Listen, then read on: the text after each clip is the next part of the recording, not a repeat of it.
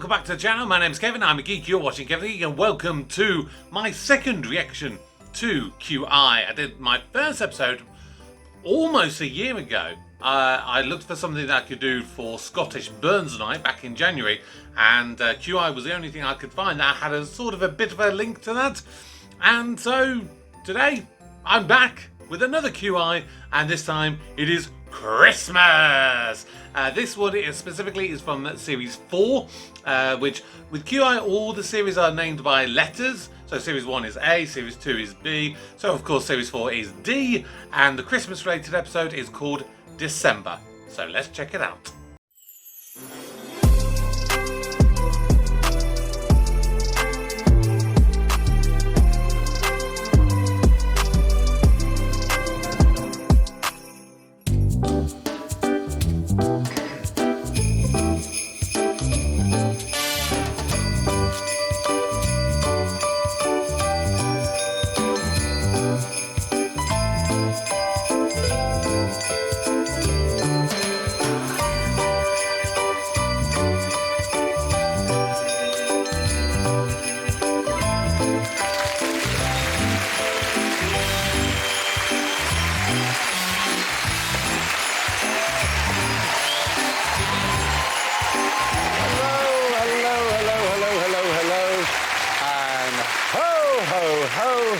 Ho, ho, bally ho, and welcome to the QI Christmas party!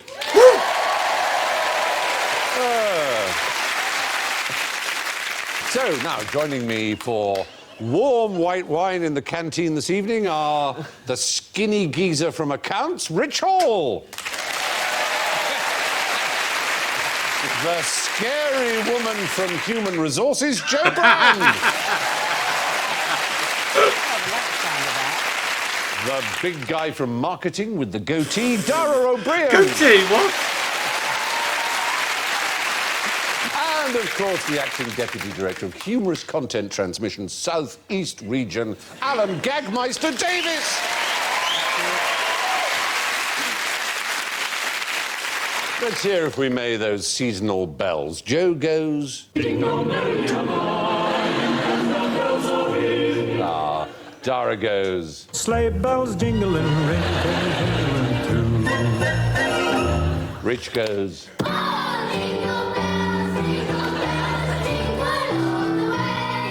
And Alan goes... Ring-a-ding, ring-a-ding, ring-a-ding, ring-a-ding, ring-a-ding, ring-a-ding, ring-a-ding, ring-a-ding. If I manage somehow to get this onto YouTube, I know I'm going to be copyright strike just for those jingles there. Now, more than £20 billion gets spent in the UK each Christmas, and a third of all books, clothes and toys are sold in the last 8 weeks of the year. 150 million Christmas cards get sent, 7.5 million trees are decorated, and we buy enough wrapping paper to gift wrap Guernsey. So, let's just take a few moments then together and try to remember, why is Christmas Day on December the 25th? Ring, ring, ring-a-ding. It's the birth of our Lord Jesus Christ. Wallamy, wallamy, woo. Well, I thought we'd get it out of the way. Yes. Is that a very, very small fire, or are those huge stockings? It's a midwinter solstice. It's a pagan festival that's been appropriated by Christianity. There is a great deal of truth in that. Do I get the points back? You will certainly get some back. It was indeed, there's a Teutonic, Celtic and pagan view that if you survived the winter solstice on the 21st of December, you have a feast to celebrate. But also, there was the Roman god. Was it Saturnalia? There was the Saturnalia was also at that time of year, but there was Mithras. Just the two of them were there? Well, there are amazing things claimed about Mithras, and I'll read you some of them. He was a saviour, Mithras, sent to Earth to live as a mortal, through whom it was possible for sinners to be reborn into immortal life. He died for our sins, but came back to life the following Sunday. He was born of a virgin on December the 25th in a manger or perhaps a cave, attended by shepherds, and became known as the light of the world. He had 12 disciples with whom he shared a last meal before dying. His devotees symbolically consumed the flesh and blood of him. Because Mithras was a sun god, he was worshipped on Sundays. Is he a tribute band? He's often depicted with a halo around his head. And Mithraists gave each other gifts on December the 25th. The leader of the religion was called a Papa, and their HQ was on Vatican Hill in Rome. And you're kind of writing off the chance that this was just a massive coincidence. And then one day they all went to the Vatican and went, what? Hang on. Well, a lot of Christian scholars have since been very angry at some of this research which came out in 1903 about Mithraists, and they claim it's nonsense. There's a few flaws, though, aren't there? I mean, I've never heard a bloke go, oh, Mithras, when he's coming. Have you? No, you're right. I'm not sure the Christians would point to that as somehow a vindication of their religion. It's certainly true that there are dozens of religions in world mythology that have had visits by wise men, kings who've killed children to stop the new king being born. There's a great deal in Christianity that is traditional. And however wonderful people think the story is, it's frankly not original. Ooh, I think some Christians may have something to say about this. Don't get into it here, please. I'm not that kind of channel. This is an interesting direction to start your Christmas special with. Well, I think the one thing I love with QI is the fact that we could have fun, we could have good laughter, but also we could potentially learn some things. I like learning things whilst having a laugh. There was the Yule Festival, which was a very... Where we get the log from. The Yule log. And you'll be coming home in an ambulance. Yay! Thank you. Yul Brynner. Yule Brynner. Hey! You're lovely, you are.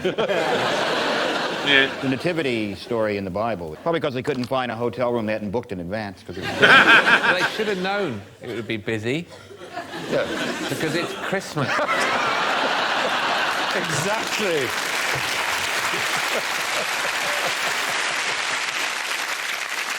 Does it explain, by the way, why Christmas is so very definite in the date? That the 25th, bang, every year, same way. Whereas Easter is a random pin in a map.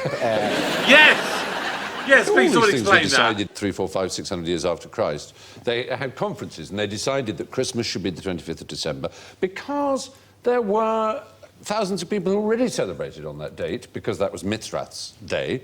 Yeah, and they stuck All Saints' Day and All Souls' Day around by the time that people were celebrating. I don't think there's an Arseholes Day. You and your liberal agenda. Yes. That's November the 1st, I believe. Yes, it is. All Hallows. Yes, exactly. But they're just tying into old pagan rituals of the dead rising. Isn't it odd that Jesus' resurrection that day is arbitrary, but British bankers always know what day they're going to get off?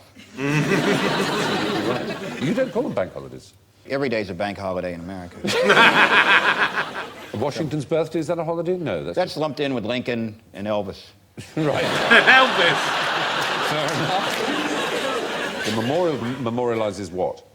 Dead guys. Anyway, the 25th of December is the birthday of Mithras, the popular Roman sun god. The date was borrowed for Jesus, whose birthday is unknown and not mentioned in the Bible. And according to Islam, Jesus, who is a prophet in the Quran, of course, was born in the summer. And according to Jehovah's Witnesses, he was born on the 1st of October. Well, they saw it, presumably. Yes. They were Jehovah's Witnesses, you know. Of all people. By the way, can we just not completely lose the facade that we're doing the Christmas special? You're right. Absolutely. Now, about Christmases, what does the Queen do after Christmas lunch? Have a shit. Hang on, what? Did they say the same? Now, about Christmases, what does the Queen do after Christmas lunch? Possibly same words, but... No. She has a festive Yuletide log. Or rather, she did. May she rest in peace, Queen. No! That's what everyone else does during the Queen's speech. Do they?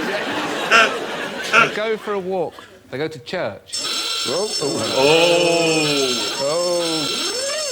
No, they go to church in the morning, definitely, St Mary Magdalene in Sandringham. But they've furnished us with remarkable details, I have to say, the royal family. Does that mean that somebody from the office is going to be tuning in to see how these details were handled? Yes. I'm thrilled at the sensitive way in which the Queen's Christmas Day has been described. So far, that's why I've been wriggling slightly. But just to get it out of the way, the answer is she goes into the saloon and watches herself on television. On Christmas Eve, right, they gather in the white drawing room at Sandringham around a 20-foot Christmas tree cut from the Sandringham estate. And I want to add here, at the risk of being booed, that I get my tree from the Sandringham estate. It's decorated by the Queen herself. What, your tree?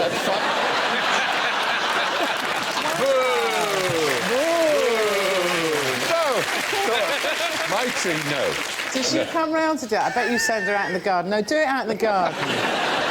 At 5 p.m, the whole family has a cup of Earl Grey, except the Queen, who has her own Indian blend. Is it Twinings? I hope so.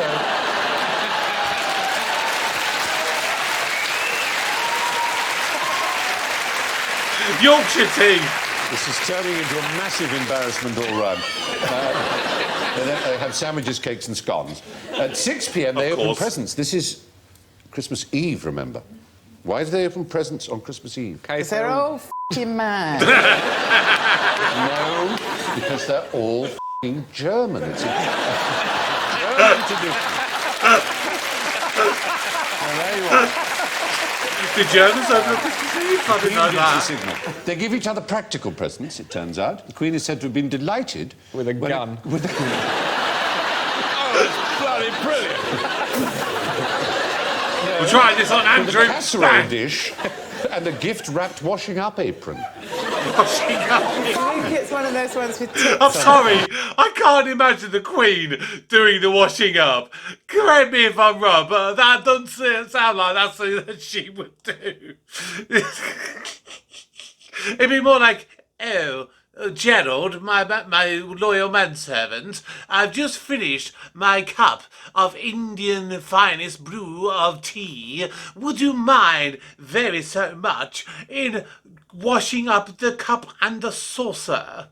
Yes, I've got a few biscuit stains down my front as well. Would you get the corgis to come and lick them off for me? No, with a casserole dish and a gift-wrapped washing-up apron. I think it's one of those ones with tits on it. After dinner, after Christmas Eve dinner, the Queen and the other female royals leave the room with the corgis. Prince Philip then serves port... Prince Philip then serves port or brandy to the male members of the royal family. Right. For God's Right. sake. They have a chef. It's tradition. If I They're told you wearing this... only loincloth. Exactly. If I told you this about an Aboriginal tribe, you'd say, oh, how interesting. So it's just it's tribal behaviour, that's all. It's interesting, I think. They get stockings on Christmas morning. Stocking. No. What kind of stockings? Serving the brandy. Next morning, they all have at the foot of their bed. He wears them all night. The family pulls crackers, but the Queen refuses to wear her paper party hat.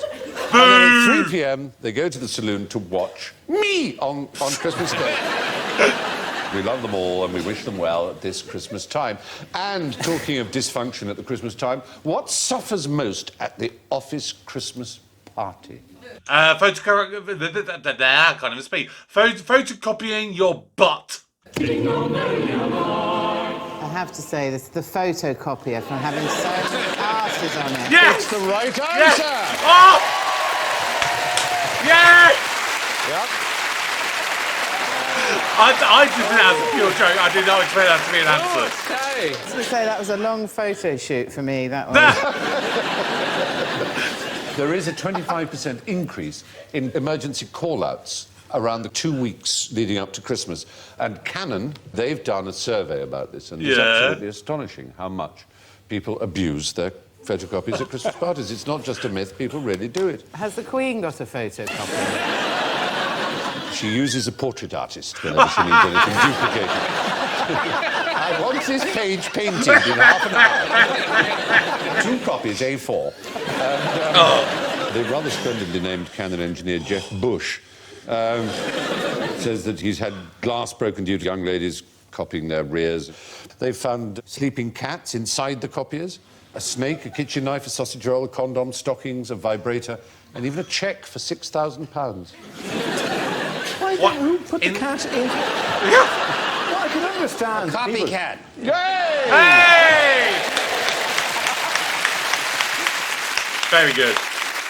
Maybe they lifted it up because there was a paper jam because somebody... Go in there, Tiddles, and clear that up, yeah. His little paws would get at the toner faster, like, and he'd be able to reach and tug out. It is a peculiar thing to find. A snake is odder in a way, because... But maybe, did they send in the snake to clear out the cat? Is this Technically, though, I think you can fax a snake. Merriness at Christmas. Tell me about champagne. Who invented it? French? The French. In the Champagne region. Oh! No, they didn't. The grape came from Champagne, the Champagne region. Are they They were not the ones who invented it. Belgian monks? Germans. No. English. English. Yes, English. Just got that. God damn it! We're responsible. The English are responsible for the most overpriced, ridiculous drink in the world. God damn it! I had faith in my British brethren. God damn it! It was by accident. It was by accident because there was something wrong with the bottle and the wine went fizzy and they liked it. No, this was the myth that the French put out in the 19th century about Dom Perignon. They claimed that by accident it went fizzy and he said, come in, everybody, I'm drinking the stars. And it's all absolute bollocks. It was the 16th century the British started importing this green flat wine from the Champagne region and they added sugar and molasses to make it sparkle. Everyone makes ginger beer, it goes very fizzy. This culture, you know. And they Ginger beer. Who among this table has ever made ginger beer? I've tried. It Yes, didn't go well. thank you. A surprising ally. Yeah, it didn't go well for me. And it multiplies, doesn't it? You can't get rid of the stuff. It's It a is. culture, like yogurt. So when They you... should have a ginger beer episode on Doctor Who because it takes They're like over aliens. the planet. I'd be down for that. I'd be down for that. If anyone wants to write a ginger beer based Doctor Who episode, send it my way. I want to be the first to read it. I made vodka as well. Moscow mules. Yes, ginger beer and vodka. You could have made your own Moscow mules. Oh, bollocks. That's a fine drink. Anyway, it's 3 times more pressure than in a car tyre inside a bottle of champagne. So you need a very strong glass, and the British had the technology by that time. 16th, 17th century we're getting to. And we had quite good corks. But Dom Perignon invented the wire cage to go over the cork, and he also did the blending. Do you drink it? No, Guinness. Do you drink it? A Guinness? No. I've served it a few times, know how to pull it correctly, which is a piece of information that hasn't transferred over here at all. There is you have to let it sit, you have to let it go black, and then you have to push it back so no more gas goes into it. Yes! Finally, a man who knows how to pour a Guinness. That baffles me and bugs me. I had a proper, Guinness masterclass when I started at a bar from a guy who was actually used to work at a brewery in Dublin. And, yeah, so it annoys me that no one knows how to pour a proper Guinness. So I'm sorry for that interruption. I just need to get that off my chest. 1/12 of an inch is the ideal head around the top. And if somebody paints a shamrock into it, you're allowed to stab them in the eye with a fork. Yes! I've heard that as well. It's the most annoying I thing. remember worked in a pub in the town I grew up in, and it was a very tough pub. They wouldn't take a Guinness off me until I'd been there for a while. Really? Yeah. He's not. He doesn't know how to do it. Well, the pub I was in, the pub I was in actually wasn't located in a movie from the 50s, but.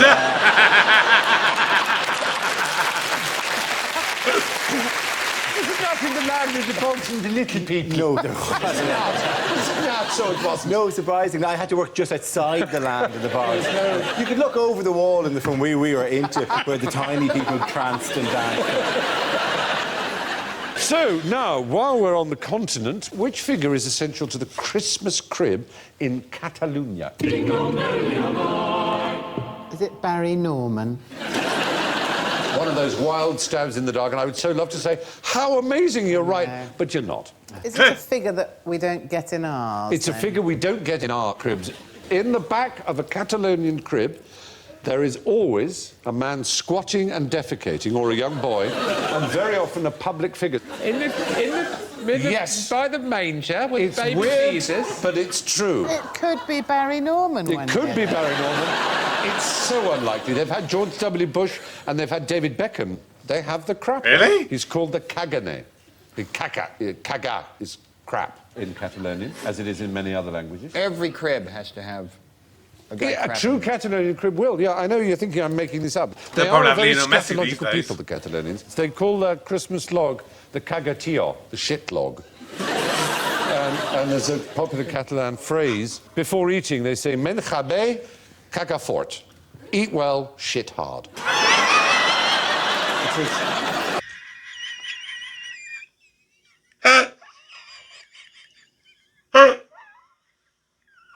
Oh my god! I made that festive Yuletide log joke earlier. Is that where that joke has come from? Has it literally come from this literal translation for the Catalonians? Oh, you learn something new every day. Oh, I need to watch this show more often if I'm going to learn stuff. You've got the Catalan colours. I'm wearing Catalan colours, actually, aren't I? But I'm not squirting out turds as I speak. Shit hard, Fry, shit hard. Anyway, next question. Who got little leather boots for Christmas in Norfolk? Norfolk. Yes. The Norfolk Gimp. What do we associate Norfolk with? Ed Sheeran. Yes. Bernard Matthews turkeys. Well, not his. Turkeys in Norfolk have a long, long history, well before Mr. Matthews. We're going all the way back to the 16th century, the 1500s. Don't show them wandering around as if that's how they live. That's how they did. They drove them. That's the point. They droved them. They don't now. They live No, in I'm vast talking about- aircraft hangars, pecking each other They- to death. they Their now necks live- snapping under their vast bulbous amphetamine, antibiotic-filled bodies. Sounds a bit like my house.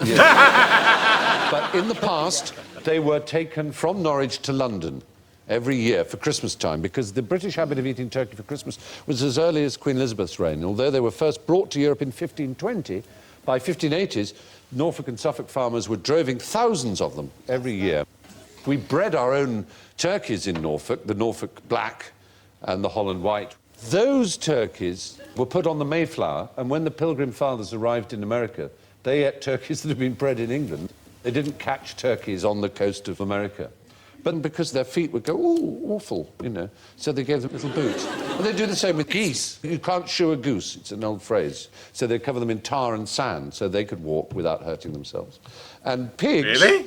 Pigs would have little woolen boots with leather soles. The pigs. March them It's along. nice, except they're marching to their own death. Oh yeah! Would you rather that or have I'm not been saying, out? I'm not saying that boots. this wasn't a better way to deal with them, but I just wouldn't get... Hey, I'm going to be worried now. If anyone ever buys me a pair of shoes, I'm going to be worried. I'm going to be marching them to my death. Oh, here you go. Here's a nice pair of leather boots. Well, thank you very much. Bang! so excited about how happy they should be to have their little present of a shoe. Sweet. Shoes! Where are we going?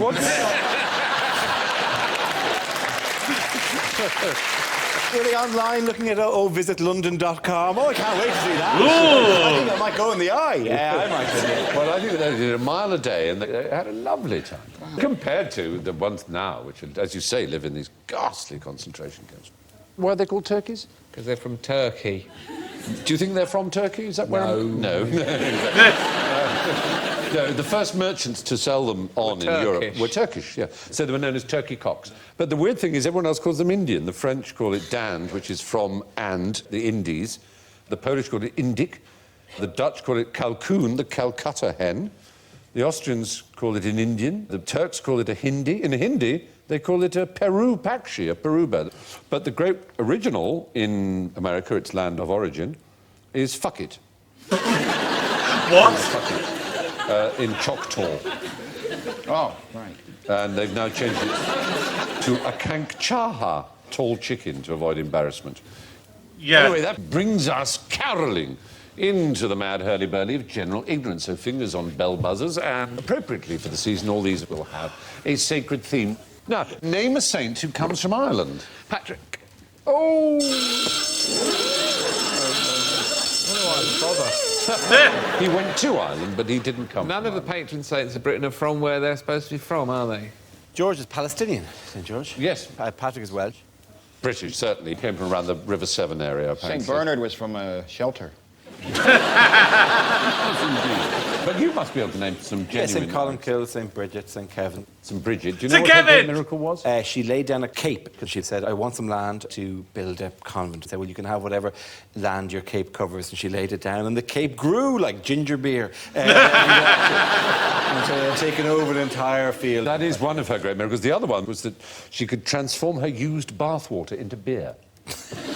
Wow! Sort of miracle. That one wasn't taught to us in primary school in No, Ireland. I'd like that power. And Kevin? Kevin lived halfway up a mountain in Glendalough in Wicklow and was like an Irish Francis of Assisi. Small animals would nest in his hand, and rather than crush the fecker and get on with his day, he would let the bird rest there and heal or whatever. And he'd go, please, I've got stuff to do. Do you want to bring up any more of these scars? So I heal animals. That's what my power is. I could have turned bathwater into beer, and yet I heal animals. How boring is that? Of my childhood right here. It is astonishing to imagine an education like that. I will say this for it. Like, I do remember once going out with a lady who was raised atheist and an utter chore to walk around a gallery with. They go, who's the guy on the sticks? Is he the same guy who was in the shed earlier on? Who is St. Bartholomew? Because I went in the museum in Venice and there was a painting of him and he's a spit of me. I was a spit of him. Anyway, it was a virtually full-size picture and it was uncanny and a little bit frightening because he was only wearing a nappy and he'd been shot with an arrow. Oh. Not quite the resemblance you want. His day is the 24th of August. I know that. That's St. Bartholomew's Day. And there's obviously a famous hospital in London, St. Bartholomew's. But he's probably the reason why they say always wear clean underwear if in case you're in an accident. You have to go to A&E with an arrow and a nappy on. Sit in the waited waiting so room. long they named the hospital. After...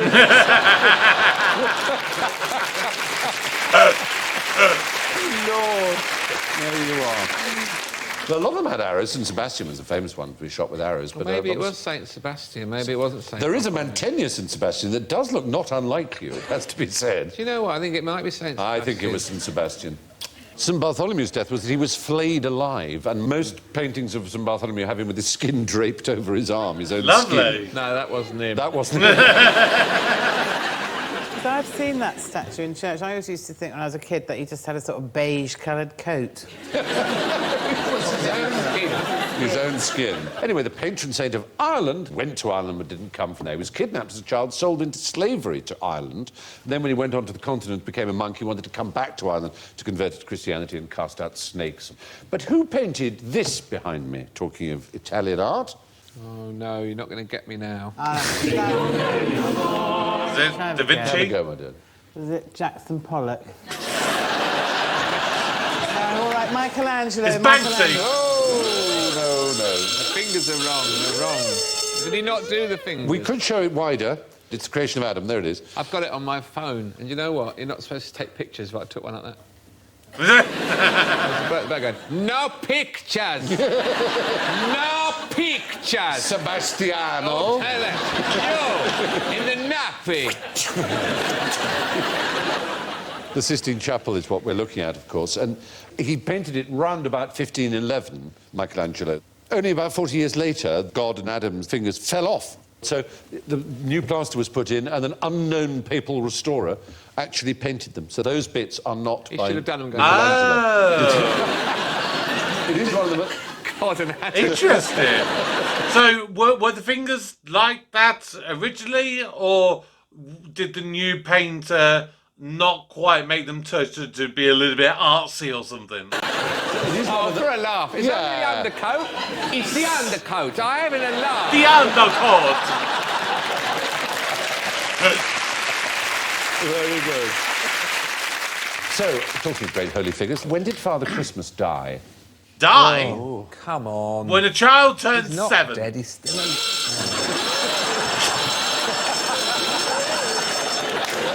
Well, I hope, We know he's dead. I hope all the children are in bed. It's all right. There are going to be some tears now. Is it the St. Talking about Nicholas? Father Christmas, whom we know is dead because we've seen his entry in the Register of the Dead in the church where he lived and grew up, in Dedham in Essex. We've actually seen him. Excuse me? He was an old man called Christmas. It was his surname, Father Christmas. There it's written, I hope you can see it there. I knew a girl from Essex called Laura Christmas. Exactly. Christmas is a common surname in Essex. So this poor Is it? Father Christmas here died on May the 30th, 1564. There was a Roger Christmas of Sussex in 1200, the earliest Christmas found in Is there British still records. someone whose There's name still is about legitimately 1,000 people Christmas? in phone books called Christmas in Essex, Surrey, Cambridgeshire, London and Sussex. I remember when I was a kid, there was someone in the phone book called Mr. Bastard, right? Yes. And we used to phone him up and go, hello, is Dave there, please? And he'd go, there isn't anyone here called Dave. And we go, oh, must be some other bastard then. Surely, you could come up with a good Christmas one to do. Well, they used to ring up Jesus College. He would call it up on Christmas Day and say, is that Jesus? And the porter would go, yes. Happy birthday. Really annoying for them. Very silly. But anyway, it was an old English habit to call people Father if you didn't know their name and they were an old man, like Father Smith and Father William, and he was known as Father Christmas, and that's how he's written in the book. And it was before, of course, Santa Claus was known as Father Christmas, so it didn't obviously seem like a joke to them. It'd been great if his wife had been named Mary. Merry Christmas. Merry Christmas. Hey! Oh, good. Lovely, lovely. That took me lovely. a split second there or you two to are. get that. Do you know where Santa Claus came from, by the way? Is it a Finland? German thing or is Not German, no, where's St. Nicholas, the saint? Russia. Nope. Catalonia, and he's actually... No. Is it like maybe Austrian or something? Nikolaus or something? You've been a bad child this year.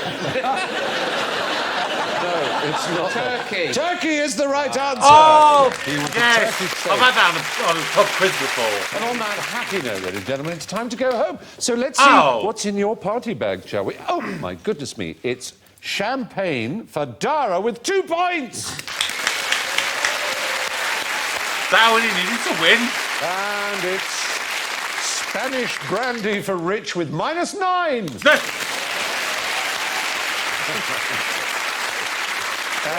Clapping. It's cooking I sherry. have -9.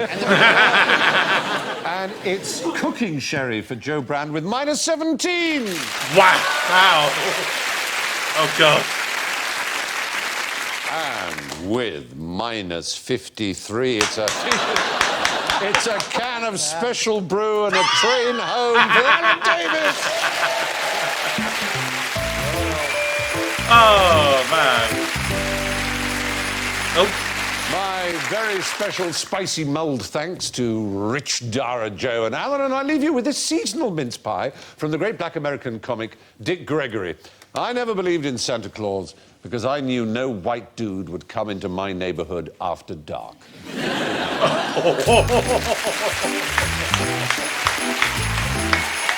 oh, man. Oh, that was good. I really enjoyed the excuse me. I really enjoyed the QI Burns Night special that of course I did back in January. I would really like to do more of this show because this, I think, because of the whole nature of it, like how many different kind of themes and topics you can do. Like if I just bring up, because I think I had it on here somewhere. If I can find it, hang on 1 second. Yeah, I think I had. Oh, there it is. Jeez, come on, you stupid thing. Sorry. But yeah, I was looking at it because I was trying to find like a Christmas episode. Because to be perfectly honest, I started this recording today, and I was doing what I thought was a Christmas special. It was from the H series, so that would have been 4, 5, 6, 7. So series 8, and I did the episode called Holiday, which I was told was a Christmas episode. I probably got about halfway through it. I was like, this has nothing to do with Christmas. So I've wasted the whole thing with that one. I maybe should have kept that recording. That might have been good, but I've already deleted it, so yeah, never mind. But yeah, so like I said, all the letters for each series are all to do with the letter of that series. So series 1, which is series A, Adam, astronomy, aquatic animals, atoms, advertising, antidotes, arthropods, Albania, antelopes, aviation, arts, Advent.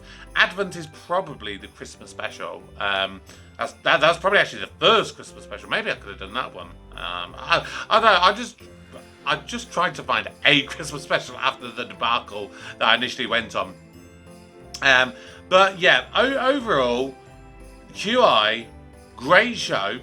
Oh my god, I've literally just seen an episode called Corby, which is literally the town that I currently live in. Wow, that's weird. Let's have a look. Series K. Is there a Kettering? I doubt there is. I mean, I'd love it if there was. Kettering. No, Keys is the closest one to that one. Shame. But yeah, no, it was absolutely fantastic. Really loved it. I wonder, is there an image of this Saint Kevin? Irish saint. Yeah, the first image that comes up, I definitely don't look like this Saint Kevin, so no. I don't even think I'm going to show it to you. It's that bad. Google it. It's one with a man that is balding with grey, massive long beard with a bird in his hand. So yeah, that's that one. Coming up tomorrow, all being well, this is the... most of my Christmas schedule has been great so far.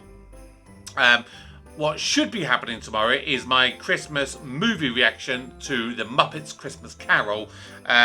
Fingers crossed that all goes well with the editing and everything, because all the others are fine to do, but the movie ones, I'm just pushing it a little bit fine time-wise, so hopefully it all goes well and it will all be able to come out on time. If not, I may juggle some stuff around and bring some of the latest stuff earlier to allow me the time to do this. But if you want to see more QI episodes, let me know. Tell me some good episodes to check out. But yeah, that's going to round up for today. Thank you very much for watching, as always. And for now, my name's Kevin. I am a geek. You've been watching Kevin the Geek. Have a very Merry Christmas.